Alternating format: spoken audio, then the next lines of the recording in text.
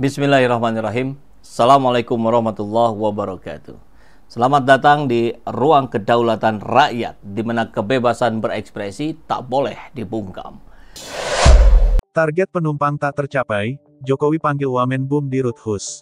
Presiden Joko Widodo, Jokowi, memanggil Dirut PT Kereta Cepat Indonesia China (KCIC), Dwiyana Slamet Riyadi dan Wakil Menteri BUMN Kartika Wirjoatmojo soal jumlah penumpang Hus dan transportasi publik lain di Istana Kepresidenan, Jakarta, Rabu, 24/7. Kartika alias Tiko mengatakan pertemuan itu untuk membahas perkembangan kereta api Indonesia, KAI Kereta Cepat Hus Jakarta-Bandung, dan LRT. Ia tak menampik salah satu agenda yang dibahas adalah jumlah trafik penumpang kereta cepat yang belum memenuhi target.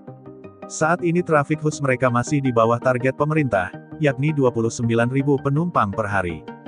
Realitanya, saat ini trafik penumpang kereta cepat baru mencapai 24.000 orang per hari.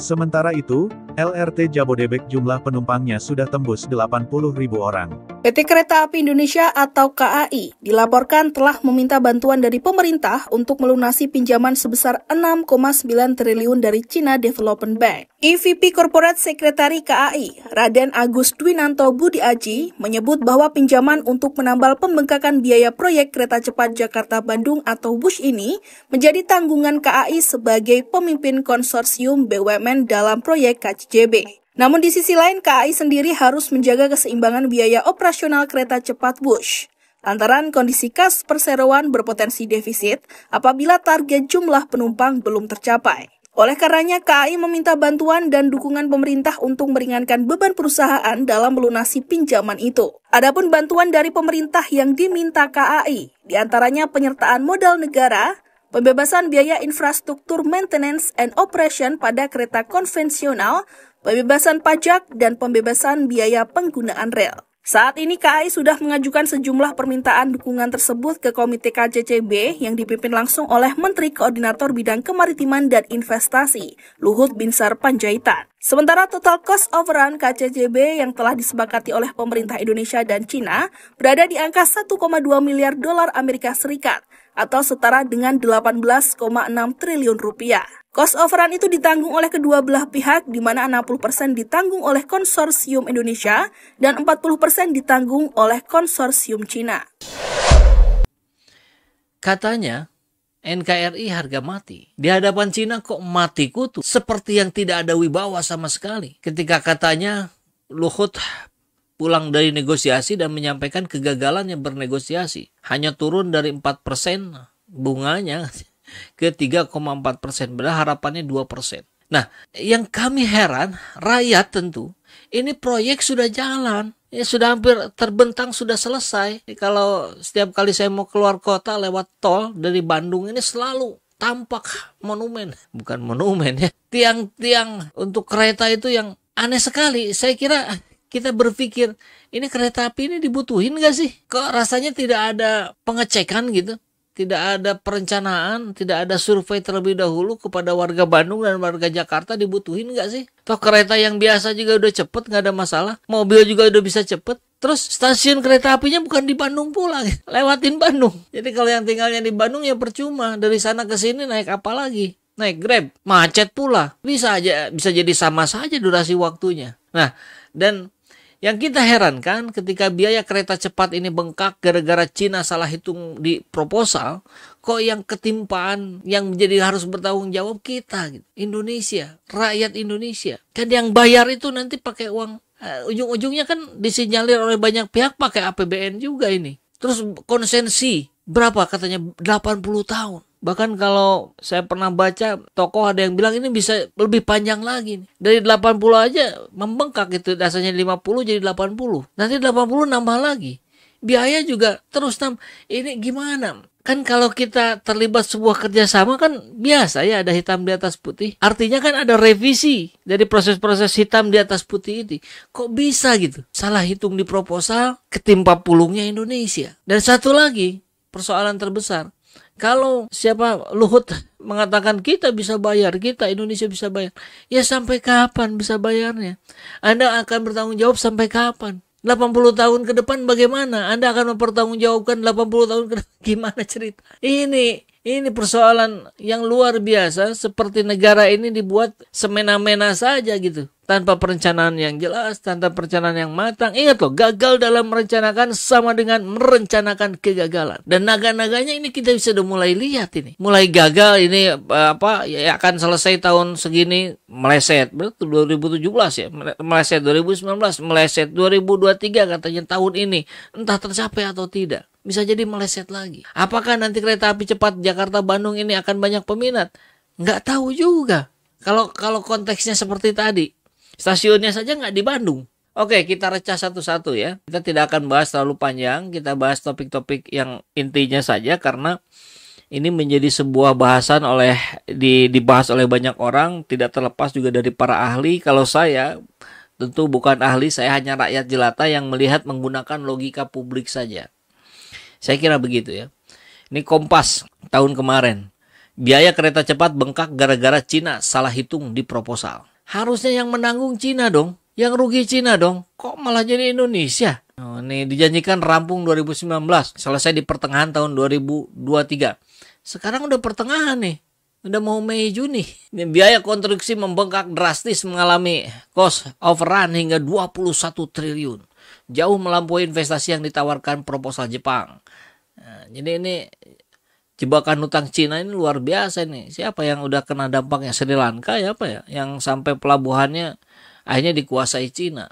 Tahukah kamu apa itu politik Lebensraum? Politik Lebensraum adalah suatu kebijakan politik suatu bangsa untuk menguasai dunia. Nah, China saat ini sedang melakukan politik Lebensraum ini dengan menguasai atau mengambil alih kepemilikan aset di suatu bangsa. Salah satu strategi yang China lakukan adalah strategi Belt Road Initiative, yaitu membuat jalur sutra lewat darat dan laut. Ingat ya, China adalah negara komunis dan komunisme itu menghalalkan segala cara untuk mencapai tujuannya. Bahkan jika harus banyak orang mati karenanya. Salah satu cara merealisasikan Belt Road Initiative, China meminjamkan hutang ke negara-negara berkembang, dan jika negara itu tidak bisa membayar tepat waktu, maka aset itu akan disita oleh China. Inilah yang disebut dengan China's Debt Trap atau jebakan hutang China. Salah satu negara yang sudah masuk ke dalam jebakan hutang China itu adalah Sri Lanka. Pemerintah Sri Lanka berhutang ke China untuk membangun sejumlah infrastruktur, salah satunya untuk membangun pelabuhan Hambantota. Yang terjadi, karena Sri Lanka tidak mampu membayar hutang ke China, Sri Lanka harus menyerahkan pelabuhan Hambantota selama 99 tahun ke depan untuk dikelola oleh China. Dan tahukah kamu bahwa tanggal 16 Agustus 2022 yang lalu, kapal militer dari China, the Yuanwang 5, sudah mulai singgah di pelabuhan Hambantota. Menurut Lyle Goldstein, seorang expert di bidang China's military, mengungkapkan bahwa ini bisa menjadi awal mula bahwa pelabuhan Hambantota akan menjadi military base China di sekitaran Samudra Hindia. Guys, pernah nggak sih kita berpikir bagaimana ya dengan nasib kereta cepat Jakarta-Bandung di Indonesia yang dibiayai juga oleh China? Akankah nanti nasibnya sama seperti dengan pelabuhan Hambantota di Sri Lanka? Dan total investasi kereta ini antara 114 sampai 118 triliun. Luar biasa. Gimana bayarnya ini? Nah, perhitungan Cina meleset. Ya, melesetnya kalkulasi pihak Cina saat proses studi kelayakan. Dia mencontohkan salah satu kesalahan pihak Cina dalam proposalnya, itu tidak menyertakan perhitungan biaya pengambil alihan frekuensi GSM-R di pita 900 MHz yang digunakan untuk persinyalan kereta cepat. Ampun, kita tidak akan bahas detail ya. Itu satu ya. Kemudian bunga utang kereta cepat Jakarta-Bandung 3,4%. Jebakan utang Cina? Ya, sangat boleh jadi. Berikutnya, Luhut yakin Indonesia sanggup bayar utang proyek KCJB ke Cina. Yakinnya, sekedar yakin saja sih tidak cukup. Kan Anda harus juga bertanggung jawab. Terus tanggung jawab Anda sampai mana? Kalau tadi disebut 80 tahun, gimana caranya Anda bertanggung jawab di 80 tahun ke depan? Ya kalau dibatasi dengan sebuah jabatan ya barangkali hanya 1 tahun ke depan juga sudah selesai. Apakah ini yang kemudian penguasa ingin terus memperpanjang bagaimanapun caranya? Ngeri ini ya. Dan yang mengerikan lagi, Cina ingin ini ada dijaminkan dengan biaya APBN. Ya gimana? Katanya ini memilih Cina karena tidak melibatkan APBN. Kan begitu ya yang kita dengar tempo hari 2016. Masih zamannya siapa itu? Rini Sumarni gitu ya. Nah, apalagi nih? Polemik KCJB, molor dan biaya bengkak kini terjebak bunga 3,4%. Oke, kita langsung masuk saja pada kesimpulannya. Kurang lebih ini sudah disampaikan oleh Antoni Budiawan. Ini berapa kali saya sempat ketemu.